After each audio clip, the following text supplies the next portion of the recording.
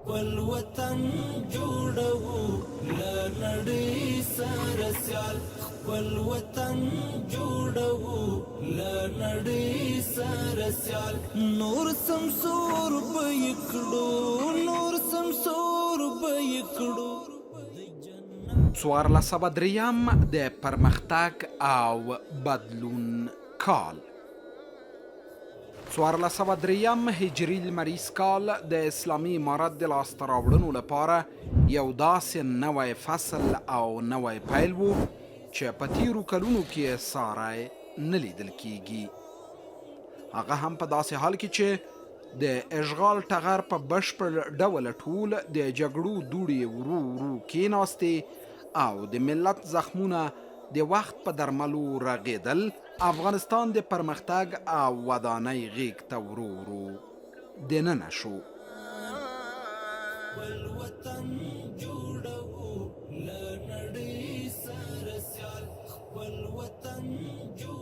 د دې خاورې میړنیو بچیو ډیر کلونه د جګړو، فقر، مهاجرت او سیاسي ناورینونو سره تیر کړل. لارې ویجاړې وې، فابریکې په ټپه ولاړې، بېروزګاري اوج ته رسېدلې وه، ځوانان د بېروزګارۍ له ناهیلۍ څخه په مخدره توکو روږدي شوي وو او خلک د یوې مړۍ ډوډۍ پیدا کولو لپاره ربړېدل. دا ټول د امریکا او متحدینو له اشغال څخه اسلامي امارت ته میراث پاتې وو، خو ملت لا ژوندی وو او هیلو یې سا اخیسته.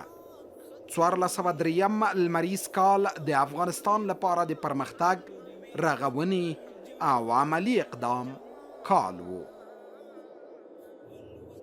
د تعلیم، روغتیا، زیربناو، کرنې او صنعت په برخو کې نوې پروژې پیل شوې. د بودیجې داخلي منابع زیاتې شوې، د صادراتو کچه لوړه شوه او هیواد له اقتصادي پلوه د ثبات پر خوا وده وکړه. د دې کال په اوږدو کې ګڼې عام المنفعه پروژې پلې او ګټې اخیستو ته وسپارل شوې چې په زرګونو او میلیونونو هیوادوال مو ترې په مستقیم او غیر مستقیم ډول برخمن شول.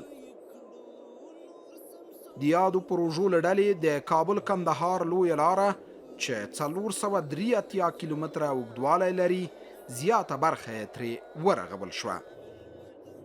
د کابل ننګرهار دویم لاین سړک جوړولو کار پیل شو او عملی چارې یې له هیلې او توقع لوړې پر مخ روانې دي. د کابل غزني دویم لاین سړک جوړولو کار پیل شو. همدارنګه د کابل په ګډون او نورو ښارونو کې لسګونه د واټونو جوړولو او رغولو او نورو عام المنفعه پروژو پلي کول شامل دي.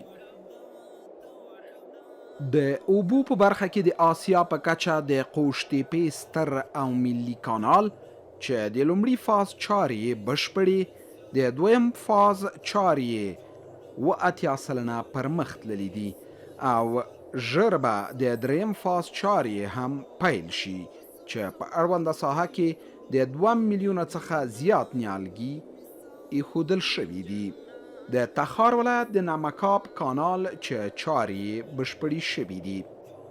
د کمال خان بند، د ترکو او قلعه افضل کانالونه چې چارې بشپړې شوي دي.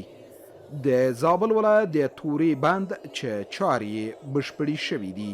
په اروزګان ولایت کې د آغاجان بند د سروي او ډیزاین چارو پیل کول. همدارنګه د اوبو د بندونو په برخه کې 8 بندونه تر لاس لاندې نیول شوي چې شاه و عروس او کمال خان یې ګټې اخیستنې ته سپارل شوي دي.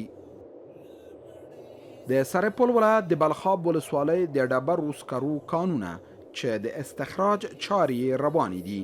په یاده ولسوالۍ کې د 200 کیلومتره خامه سړکونو جوړول.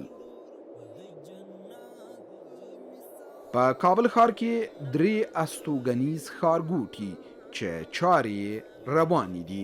د فلزي عناصرو او د مخکې جوړو ودانیزو توکو د تولید فابریکې جوړول. د کډوالو په برخه کې تر اوسه د کډوالو د برخې ادارو د 15 میلیونو راستنیدونکو کوربتوب کړی دی او هر اړخیز خدمات ورته وړاندې شوي دي. په روان کال کې د اسلامي امارت د سیاسي استازولیو شمیر 40 ته ورسید او د نړۍ په کچه په ګڼو سیاسي مناسبتونو کې برخه اخیستنه د یادونې وړ ده. د پولي سیاست په برخه کې افغانۍ د سیمې په کچه باثباته پولي واحد دی چې لاملونه هم غوره پولي سیاست، د پولي واحدونو د قاچاقو مخنیوی او په راکړه ورکړه کې د افغانیو دودونه شامله ده. د صنعت په برخه کې هم په هیواد کې زیات کار شوی. په ځینو برخو کې ګران هیواد د خصوصي سکتور پر ملاتړ د ځان بسیاینې تر کچې رسیدلی دی، لکه د وسپنې ویلې کېدل چې تیر کال مو ترکمنستان ته هم د ساختماني ګول سیخ صادرات درلودل. لدی ورهاخوا هیواد د ځینو محصولاتو او خوړو لکه د چرګانو د غوښې په برخه کې پر ځان بسیا شوی دی. دې ته ورته د لسګونو کانونو د استخراج په برخه کې هم کار شوی چې له امله په لوړه کچه عواید د دولت خزانې ته ورځي او پاتې دې نه وي چې د همدې کال په درشل کې افغانستان د نفتو را ایستلو د هیوادونو په ډله کې شامل شو. کرنه او اقتصادي بنسټونه. کرنه د اقتصاد ملا ده. 1403 کال کې د اوبو بندونه، کانالونه او سړي خونې فعاله شوې. تخمونه او ماشینونه وویشل شول. د افغان بزګرو د لاسونو تڼاکې د خپل کرل شوي فصل په لاسته راوړي حاصل ټکور شوي. ملي یووالی او فرهنګي هڅې. 1403 کال د فرهنګي ودې کال هم و. ادبي پروګرامونه جوړ شول. تاریخي سیمو ته پاملرنه، د ملي هویت تقویه او د رسنیو اصلاحات.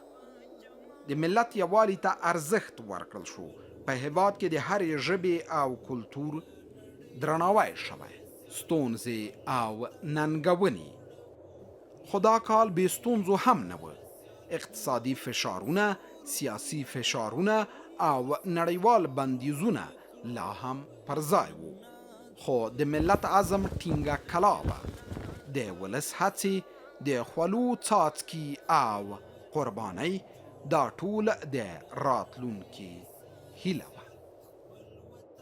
1403 د امیدونو، هڅو او بنسټ ایښودنې کال و. تر شای خوارۍ خو مخکې رون سبا دی. دا ملت ژوندی دی.